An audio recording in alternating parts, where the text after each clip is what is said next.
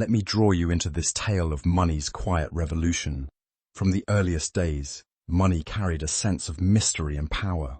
It started as shells traded on distant shores, then evolved into coins stamped with kings' faces, heavy enough to weigh down a merchant's pouch. Later came paper notes, crisp at first, then softened by countless hands. Farmers at markets, sailors in ports, families tucking away savings for hard winters. That money felt alive with independence. You could slip a few bills to a friend in need without a trace, or hide a stack in an old book on the shelf, knowing it was yours alone. Governments taxed what they could see, but the full story of your wealth stayed hidden, a private chapter in your life. But now, a new form whispers its arrival. Central Bank Digital Currency, the CBDC. It emerges from the vaults of power, not the bustle of trade. The promoters speak in glowing terms, like visionaries unveiling a dawn. No longer will remote towns lack access to funds. Digital dollars beam straight to any phone. Aid for disasters or poverty hits accounts instantly, dodging the old traps of lost checks or skimmed cash. Wallets slim down to apps. Transactions flash quicker than a heartbeat, and security wraps around it all like an unbreakable shield. They promise a world where everyone joins the financial flow, where borders and barriers dissolve, and efficiency reigns supreme.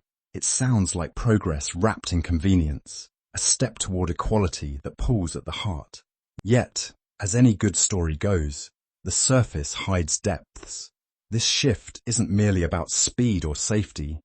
It's about reweaving the fabric of trust and control. Dig a little, and the promises start to echo with questions. What if this golden tool carries shadows? What if it's not just money, but a mirror reflecting back our choices, watched by unseen eyes? To grasp the heart of this, we must peel back the layers and stare at the inner workings. Traditional money in banks is a handshake deal. You deposit, they promise to hold it, and laws let you argue if they falter. CBDC flips the script. It's issued directly by the central authority, a token stamped with the state's seal, and embedded with commands that can't be ignored. The secret ingredient is programmability, turning cash into clever code that follows scripts like an actor on stage. Imagine a recession hits, and leaders decide to jolt the economy. They flood accounts with stimulus, say 3,000 digital units per person, but the code includes a hidden clause. These units fade away after 90 days. You eye that money for a home repair or a child's education fund, but the clock ticks relentlessly. On day 91, it's gone, forcing your hand to spend now, not later. Savings become a relic, prudence a punishable trait, all dictated by distant programmers who never feel your worries. Expand that to daily life. Transactions aren't blind anymore, they're tagged and tracked. You stop for fuel in your reliable but aging truck. The system scans the code, fossil fuel detected. Automatically, it tacks on a 15% fee, a nudge toward electric alternatives you can't yet afford. Craving a treat, you grab a chocolate bar, 20% surcharge for excess sugar, aligned with health campaigns. But switch to nuts or greens. A 5% discount flows back, a subtle thumbs up. Over time, your spending patterns build a profile, not just of habits, but of compliance. What started as a simple market run becomes a graded exercise, with penalties and prizes shaping your basket before you even reach the checkout.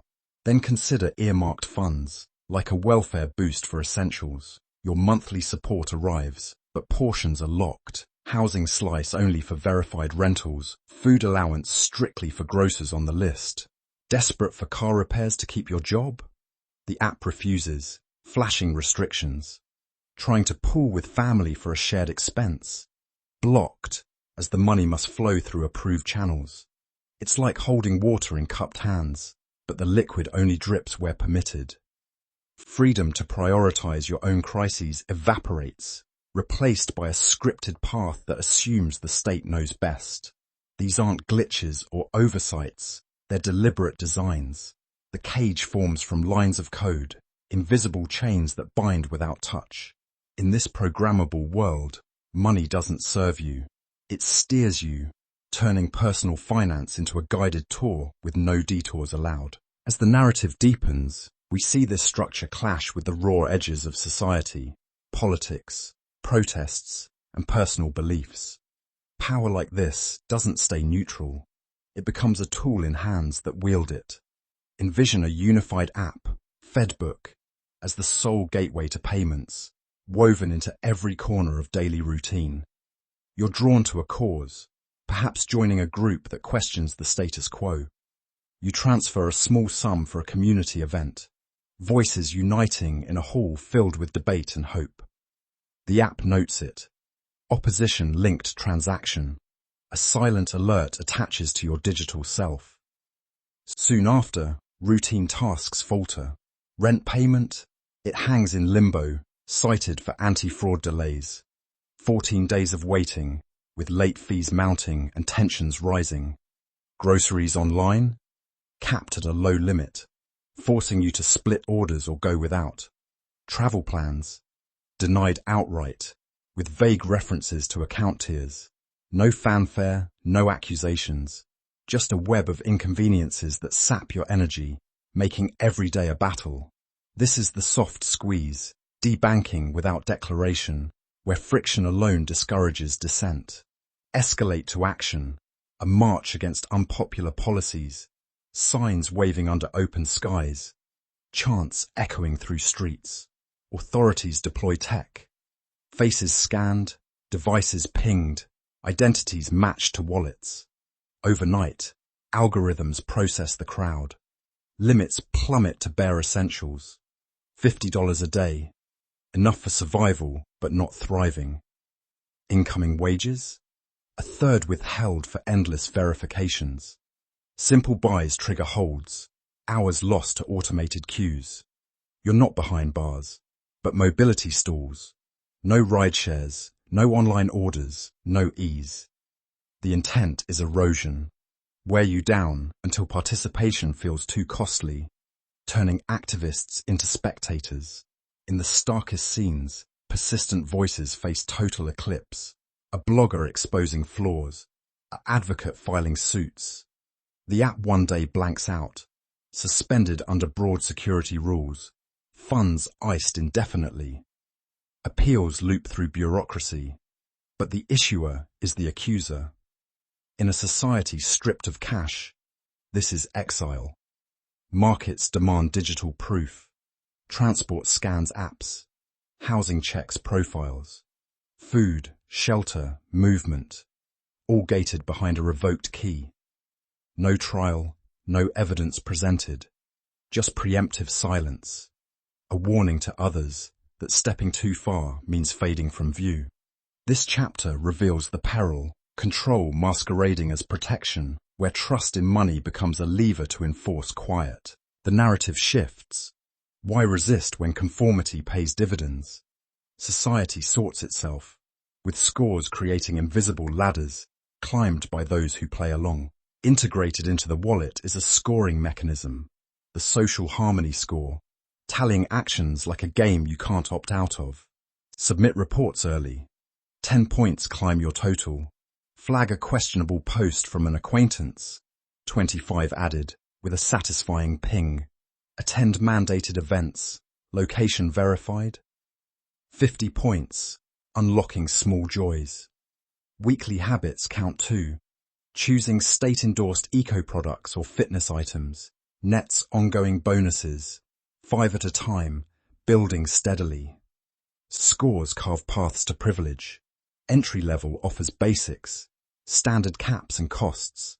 Rise to commended status. Rebates on essentials. Quicker resolutions to issues. Higher still. Discounted borrowing. Exclusive investment options with boosted returns. At the pinnacle, elite perks unfold. Automatic dividends. Priority services. Even family advantages, like streamlined access to resources. The app might even highlight your status, a subtle glow that signals success.